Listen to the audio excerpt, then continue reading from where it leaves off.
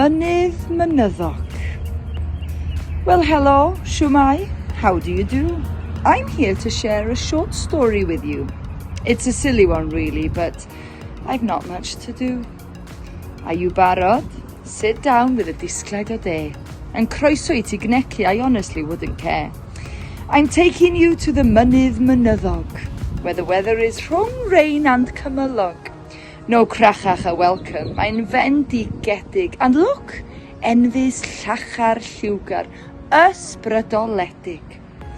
You must only experience this place in the Cnawd, where pilipalas fly yn dragwyddol. They're actually quite loud.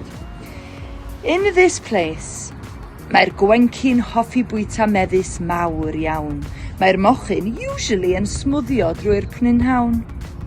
And amongst all the strawberries and the ironing pig is a monkey cooking neider in 2 popty pings.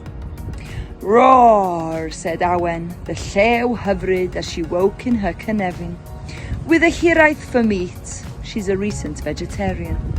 A deep anian for flesh watered her mouth. She could feel this day was going to head south.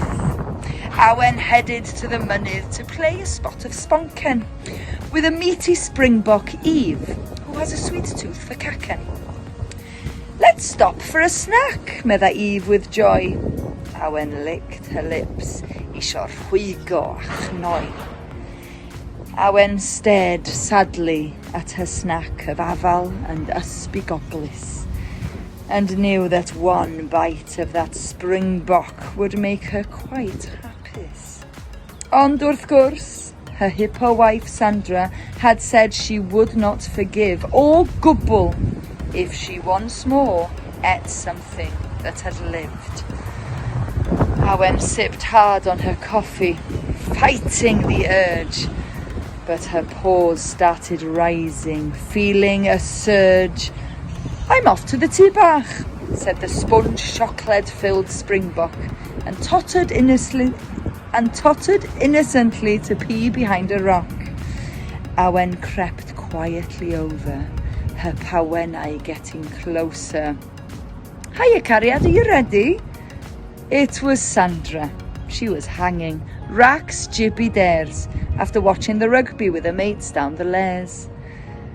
Awen's urges subsided, seeing Sandra all cute and tipsy, and off they went home, via Fridays, the chippy.